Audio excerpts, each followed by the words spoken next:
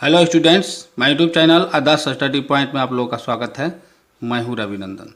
आज आप लोग क्लास 10th के सब्जेक्ट साइंस यानी विज्ञान का VVI ऑब्जेक्टिव क्वेश्चन देखेंगे। इसका सही ऑप्शन देखेंगे जो मैट्रिक एग्ज़ाम 2021 के लिए बहुत ही महत्वपूर्ण है। ठीक है, तो देखिए पहला क्वेश्चन क्या कह रहा है कि प्रकाश की किरणें गमन करती है। जो प्रकाश की किरणें हैं सीधी रेखा में कह रहा है, टेढ़ी किसी भी दिशा में, इनमें से कोई नहीं। मतलब यहाँ जो है सीधी रेखा में गमन करती है। जो भी प्रकाश की किरणें हैं सीधी रेखा में गमन करती है, ध्यान रखिएगा। अगर हमारे YouTube चैनल पर नए हो तो चैनल को सब्सक्राइब जरूर कर दीजिएगा और बगल की घंटी को दबाना ना भूलिएगा। ठीक है, और इसके पहले वाले अगर वीडियो नहीं देखे होंगे तो उसका लिंक इस वीडियो के डिस्क्रिप्शन में दे दिया जाएगा, ध्यान से देख लीजिएगा। बहुत से ऑब्जेक्टिव बताया गया है और भी विषयों का। ठीक है, हजामत के लिए किस दर्पण का उपयोग होता है? तो ये जो दर्पण होता है अवतल दर्पण होता है। ठीक है, उत्तल समतल नहीं होता है। सर्च अवतल दर्पण में क्या होता है कि जो चेहरा है बुलंद दिखाई देता है, इसलिए अवतल दर्पण का प्रयोग किया जाता है। और उत्तल दर्पण का प्रयोग जो होता है वो किसी वाहन के साइड मिरर के रूप में किया जाता है। जो साइड में बगल में लगाया रहता है उसमें उत्तल दर्पण का प्रयोग किया जाता है। वो भी क्वेश्चन महत्वपूर्ण होता है। ठीक है, सर्च लाइट का प्रवर्तक सतह होता है अवतल, उत्तल, समतल या इनमें से कोई नहीं। तो सर्च लाइट जो है, जो लाइट जो सर्च करने वाला लाइट होता है उसमें भी अवतल दर्पण का ही प्रयोग किया जाता है। ठीक है, कह रहा है अगला क्वेश्चन, निम्नलिखित में से किसका उपयोग खाना बनाने वाले ईंधन में नहीं होता है? खाना बनाने वाले ईंधन में नहीं होता है, ध्यान रखिएगा। क्वेश्चन को ध्यान से पढ़ना चाहिए, नहीं पर आदमी का विद्यार्थी का ध्यान नहीं रहता है। CNG, LPG, बायोगैस, कोयला, तो ये जो खाना बन सकता है, इससे भी खाना बनेगा, इससे भी खाना बनेगा, लेकिन इससे खाना नहीं बनेगा। तो यही हो जाएगा आंसर, इससे सिर्फ कार चलती है। ठीक है, आगे क्वेश्चन देखते हैं। देखिए पांचवा क्वेश्चन क्या कह रहा है कि डायनेमो यांत्रिक ऊर्जा को किस ऊर्जा में परिणत करता है? जो डायनेमो होता है वो किस ऊर्जा में, मतलब यांत्रिक ऊर्जा आपको पता होगा, जैसे जो पंखा चलता है उसको यांत्रिक ऊर्जा, जो जैसे मूविंग करता है उसको यांत्रिक ऊर्जा बोलते हैं। तो जो डायनेमो होता है जो यांत्रिक ऊर्जा किस ऊर्जा में परिणत करता है तो होता है विद्युत ऊर्जा में। ठीक है, तो विद्युत ऊर्जा इसका जो है सही आंसर हो जाएगा। घरों में विद्युत से दुर्घटना किसके कारण होती है? तो ये होता है शॉर्ट सर्किट के कारण। कहीं भी कुछ शॉर्ट सर्किट के मतलब कहीं तार उड़ सट गया तो उससे दुर्घटना हो सकती है। आंख व्यवहार होता है तो वो तो होता है उत्तल लेंस की तरह होता है। जो उत्तल लेंस आपको पता होगा, उत्तल लेंस इस प्रकार से होता है, ये उत्तल लेंस होता है। ठीक है, और अवतल लेंस ऐसे होता है। ठीक है, देखिए ध्यान दीजिए आगे। विद्युत धारा उत्पन्न करने की युक्ति को क्या कहते हैं? विद्युत धारा उत्पन्न करने की युक्ति को जो कहते हैं जनित्र कहते हैं। ठीक है, ऊर्जा का इकाई मात्रक होता है जूल, आपको पता होगा। निम्न में किसका अर्थ जल होता है? तो होता है हाइड्रा। ठीक है, निर्वात में प्रकाश की चाल क्या होती है? तो होता है 3 × 10⁸ मीटर प्रति सेकेंड स्क्वायर, यही होगा। सेंटीमीटर में नहीं होता है, यहाँ पर कुछ दिया ही नहीं है, ऐसे जिसे दे सकता है किलोमीटर प्रति घंटा, लेकिन ये नहीं होगा। ठीक है, ये हो जाएगा 3 × 10⁸ मीटर प्रति सेकेंड, याद रखिएगा। अगला कह रहा है कि परिवर्तन के नियम से क्या होता है? परिवर्तन के नियम से जो होता है, ध्यान रखिएगा, आपतन कोण बराबर परावर्तन कोण, ये सही ऑप्शन है। आपतन कोण बराबर परावर्तन कोण, आप परिवर्तन के नियम में जो होता है आपतन कोण परावर्तन कोण के बराबर होता है। और आपतित किरण, परावर्तित किरण और आपतन बिंदु पर डाला गया लंब तीनों एक ही तल पर होते हैं। आप लोगों को पता होगा, इस प्रकार से ये फिगर बनता है। यहाँ पर ये समतल दर्पण होता है और यहाँ यह अभिलंब गिरता है, तो ये हो जाता है R, ये होता है R और ये I होता है। ठीक है, सॉरी, साइन I बटा साइन R होता है। ठीक है, और ये जो होता है आपतित किरण होता है, ये परावर्तित किरण, और ये अभिलंब, और यहाँ पर आपतन कोण होता है, ये परावर्तन कोण, ये दोनों कोण जो है ये बराबर होता है।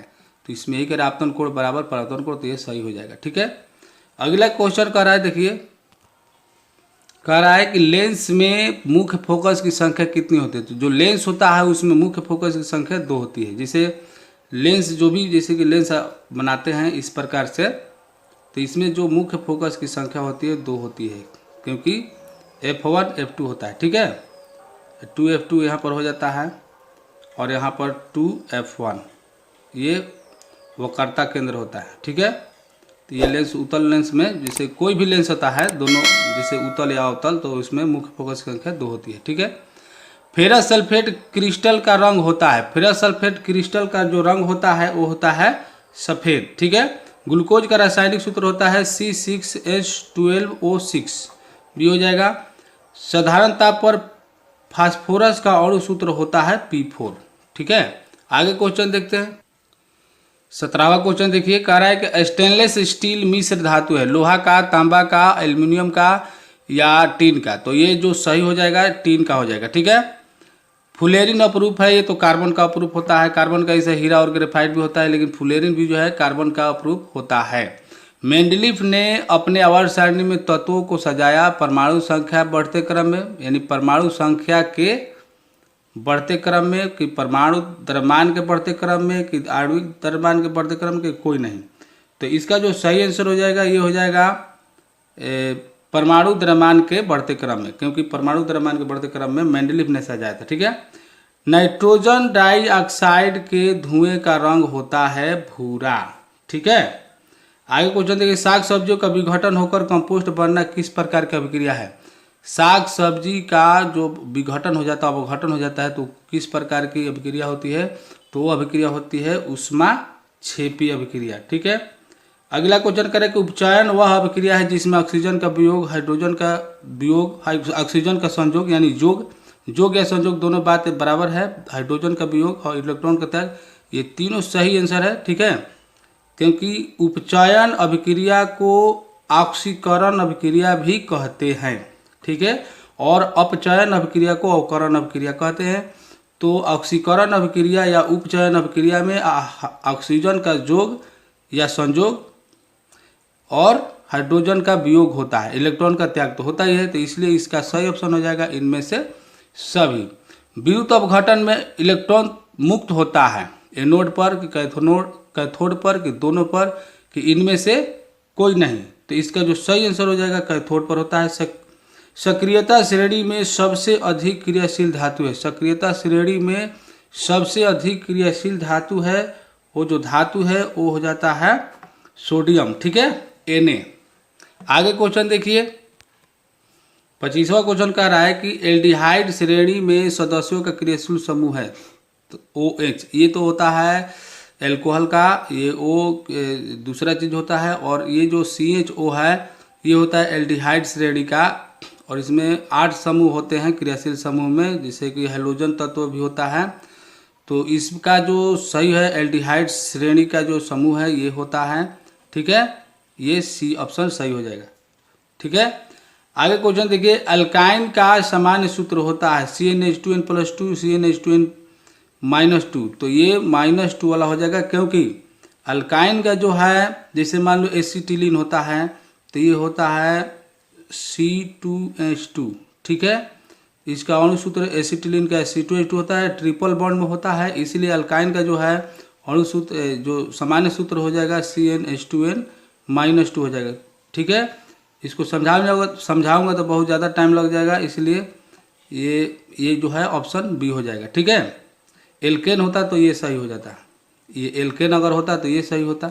ठीक है, मैग्नीशियम पाया जाता है क्लोरोफिल में, क्लोरोफिल सही ऑप्शन समझाएगा। फूल में नर जनन अंग होता है, फूल में नर जनन अंग होता है पुंकेसर अंडा वर्तिकाग्र में या वर्तिका में, तो ये पुंकेसर में हो जाएगा। ठीक है, अंडाणु निषेचित होता है योनि गर्भाशय, फेलोपियन नालिका, अंडा से। जो अंडाणु निषेचित होते हैं वो होते हैं फेलोपियन नालिका में। ठीक है, जो मादा जनन अंग में होता है। ठीक है, भोजन को पचना किस प्रकार की अभिक्रिया है, भोजन को पचना किस प्रकार की अभिक्रिया है, तो ये है उपचयन अभिक्रिया, या इसको हम ऑक्सीकरण अभिक्रिया भी कहते हैं। अभी उपचयन अभिक्रिया के बारे में आपको ऊपर बताया था। ठीक है, उभयलिंगी जीव है, उभयलिंगी जीव मछली, शेर, बकरी, बकरी तो बिल्कुल नहीं, शेर भी नहीं होगा। मछली में भी मतलब कि नर और मादा की आवश्यकता होती है, लेकिन केंचुआ में जो है ये उभयलिंगी दोनों जीव होता है, मतलब कि इसमें नर और मादा दोनों की। ठीक है, तो इसलिए ये केंचुआ हो जाएगा। अगला क्वेश्चन है, कह रहा है पृथ्वी पर ऊर्जा का मुख्य स्रोत है, पृथ्वी पर ऊर्जा का मुख्य स्रोत जो है वो है सूर्य। ठीक है। रक्त को थक्का बनाने में सहायक होता है लाल रक्त कोशिका, श्वेत रक्त कोशिका, रक्त बिंबाणु और कोई नहीं। तो इसमें जो सही आंसर हो जाएगा थक्का बनाने का जो है लाल रक्त कोशिका हो जाएगा। वृक्क की संरचनात्मक एवं क्रियात्मक इकाई को बोलते हैं नेफ्रॉन। ठीक है, ये नेफ्रॉन सही हो जाएगा। अगला क्वेश्चन देखते हैं। आगे क्वेश्चन कह रहा है, क्वेश्चन नंबर 35, एक कोशिकीय शैवाल में जल का परिवहन किसके द्वारा होता है? परासरण, विसरण, अवशोषण या रसारोहण। तो इसका जो सही आंसर हो जाएगा परासरण हो जाएगा। ठीक है, परासरण। मस्तिष्क उत्तरदायी है सोचने के लिए, हृदय स्पंदन के लिए, शारीरिक संतुलन के लिए, सभी। तो इसमें सही भी हो जाएगा क्योंकि मस्तिष्क जो है सभी चीज करता है उसके मतलब। ठीक है। आगे कह रहा है कि पराग कोश में क्या होता है? पंखुड़ी, बीजाणु की अंडक की परागकण। बहुत ही महत्वपूर्ण क्वेश्चन है ये। परागकण इसका आंसर हो जाएगा। मैं उम्मीद करता हूं कि 2021 में आ भी सकता है क्वेश्चन। ठीक है।